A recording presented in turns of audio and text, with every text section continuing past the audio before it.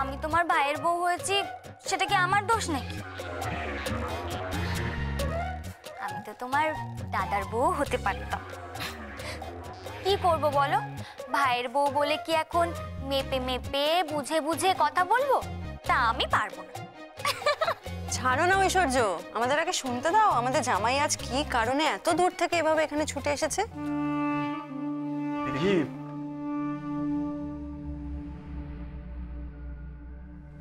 এটা তোমার জন্য। এটা কি? খুলে দেখো। না না না, তা বললে হবে নাকি? তোমাকে খুলে দিতে হবে, নিশ্চয়ই দিদির জন্য কোনো গিফট আছে। দাও, তুমি খুলে দাও, দাও।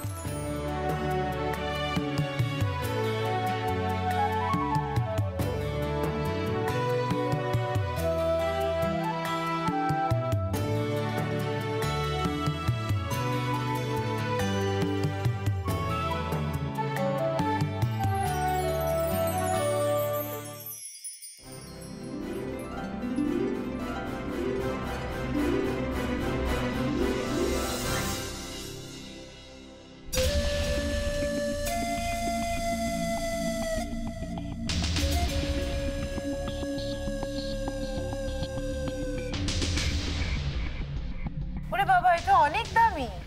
বারে, আমার বউকে আমি একটা এনগেজমেন্ট রিং দেব, সেটা কি যেমন তেমন হতে পারে? আমাদের পরিবারের তো একটা প্রেস্টিজ আছে, আর তাছাড়া আমার তো একটা স্ট্যাটাস আছেই। একটা কথা বলি দাদু ভাই, শুধু যে ওই স্ট্যাটাসের ওপর ভালোবাসা নির্ভর করে তা তো নয়। যারা দিতে পারে না, যাদের সামর্থ্য কম, তাদের যে ভালোবাসাও কম, তার কিন্তু কোনো মানে নেই। না মানে, ও অ্যাকচুয়ালি আমাদের পরিবারের বউ হয়ে যাচ্ছে, তো অনেকেই হয়তো জিজ্ঞেস করবে যে আমরা ওকে কিভাবে অ্যাকসেপ্ট করছি, কি ধরনের এনগেজমেন্ট রিং দিচ্ছি। এতদিন কাজের চাপে আমি করতে পারিনি, বিজনেসের কাজে এত ছোটাছুটি আমাকে করতে হয়। Anyway, better late than never. দেখি, এটা তোমার জন্য। ওমা, এটা তোমার বললেই হলো? হাতে পরিয়ে দিতে হবে তো?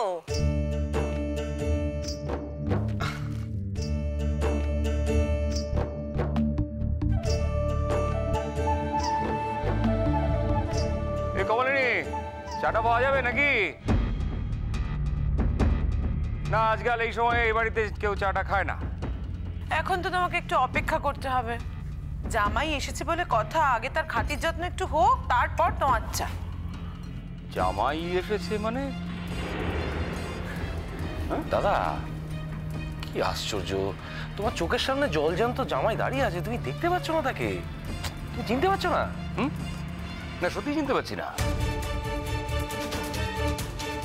ও যে জামাই হয়ে গেছে, আমার সে ধারণা ছিল না। আমি তো জানতাম ওর জামাই হবার দিন আসছে সামনে।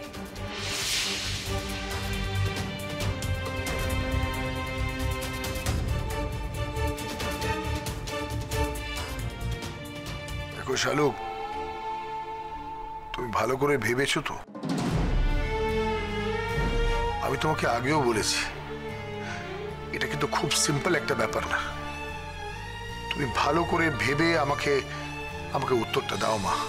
বাবা, আমি আগে ভেবেও যা বলেছি, এখন ভেবেও তাই বলছি বাবা। আমার সিদ্ধান্ত কিছুতেই পাল্টাবে না। আর আমার সিদ্ধান্ত যখন পাল্টাবেই না, তখন তোমরা কেন শুধু শুধু সময় নষ্ট করছো বলো তো? তুমি 2 বছর পরে বললেও আমি তোমাকে এই কথাটাই বলতাম বাবা। আমি একই কথা বলতাম। তুমি ওকে এখানে আনার ব্যবস্থা করো। দেখ শালুক, সারা জীবনে লেগে কিন্তু তোর একখান চোখ গেল। সারাটা জীবনের জন্য ওরও তো 2টো চোখ বরবাদ হয়ে যেতে বসেছিল দিদি। তবু তো আমার শুধু একটা চোখ থাকবে না। কে যে ওর এত বড় সর্বনাশ করলো জানি না, ভগবানই জানে। আর ওর সর্বনাশের সঙ্গে সঙ্গে তোরও সর্বনাশ হইল। তুমি কি বলছো দিদি? আমার কোনো সর্বনাশ হয়নি, বরং আমার চোখটা ঠিক কাজে লাগছে। আমি আমার স্বামীর জন্য এই যে কাজটা করতে পারছি, এটা তো আমার সৌভাগ্য দিদি। ঠাকুর চেয়েছেন বলেই তো আমি এই কাজটা করতে পারছি। দিদিন, আমি ছোটবেলা থেকে বাবা রাক্ষসেশ্বরকে পুজো করেছি। সেই জন্যই হয়তো তারপর আমার দিক থেকে মুখ ফেরাননি। এত বোঝানোর পরেও যদি তুমি না মানো, আমার আলাদাভাবে কিছু বলার নেই শালুক। নাও ডিসাইড যখন করে ফেলেছো তখন এই ফর্মগুলোতে সই করো, এটা ফাইনাল কনসেন্ট তোমার। হ্যাঁ বাবা দাও, আমি এক্ষুনি সই করে দিচ্ছি, দাও। এত তাড়াহুড়ো করো না শালুক, এত তাড়াহুড়ো করো না, জিনিসটাকে পড়ো আগে। তুমি তো পড়ে এনেছো বাবা, আমি আর পড়ে কি করব? না তাও বলছি তোমাকে শালুক, তুমি একবার ভালো করে পড়ো। বাবা আমার আলাদা করে পড়ার কোনো দরকার নেই, তুমি তো পড়ে এনেছো, তাতেই হবে।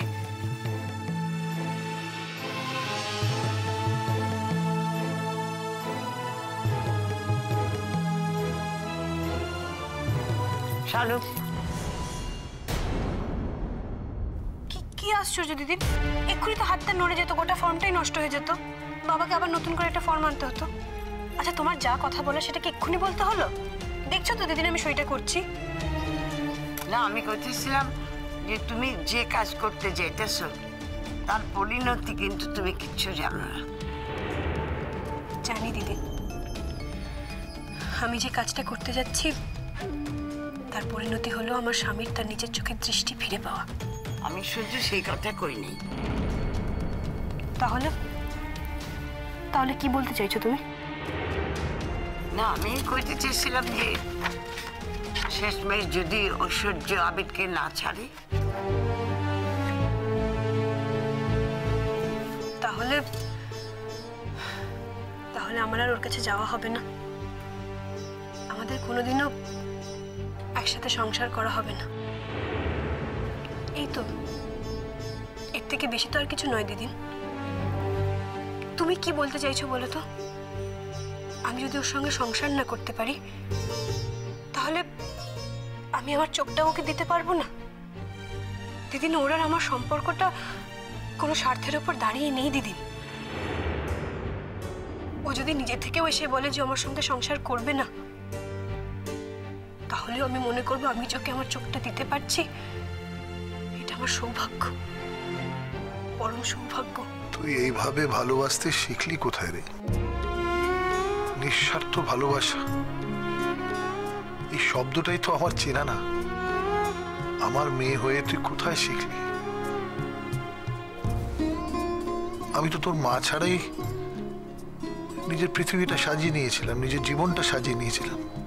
ইনফ্যাক্ট আমি তো তোর ছাড়াই নিজের জীবনটা সাজিয়ে নিয়েছিলাম। তবে এই অসাধ্য সাধন তুই কোথায় শিখলি মা? বাবা তুমি কালই ওকে এখানে আনার ব্যবস্থা করো, যত তাড়াতাড়ি সম্ভব এই কাজটা করে ফেলো বাবা। তুমি জানো না বাবা, ও এক একটা দিন কত কষ্টে কাটাচ্ছে, তার উপরে আমিও ওর কাছে নেই। চোখে দৃষ্টি হারিয়ে যে কতটা ও কষ্ট পাচ্ছে সেটা আমি জানি বাবা, একমাত্র আমি জানি ও কতটা কষ্টে আছে।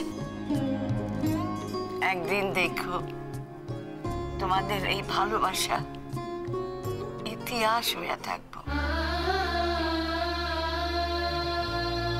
কেন বলো তো দিদি, এটা তো একটা সামান্য ব্যাপার, এমন সামান্য একটা ঘটনাকে এত এত বড় করে দেখানোর তো কিছু নেই দিদি। আমি যদি আমার স্বামীকে ভালোবেসে থাকি তাহলে তো আমার এটাই করা উচিত দিদি, এটাই তো স্বাভাবিক। একটা স্বাভাবিক ঘটনাকে তুমি বা কেন এত অস্বাভাবিক করে তোলার চেষ্টা করছো বলো তো?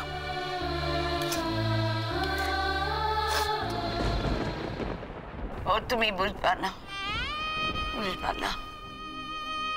আমি সহজ জিনিসটাই বুঝি দিদি, আমি তো আমার স্বামীকে ভালোবেসেছি। দেখো ডাক্তারবাবু তো এটা বলেনি যে ওর চোখটা ফিরবে, এটা জাস্ট ট্রাই করা। তাহলে তুমি বরং তোমার চোখটা দিয়ে দাও না, তোমার চোখটা দিয়ে তোমার স্বামীকে বাঁচিয়ে দাও।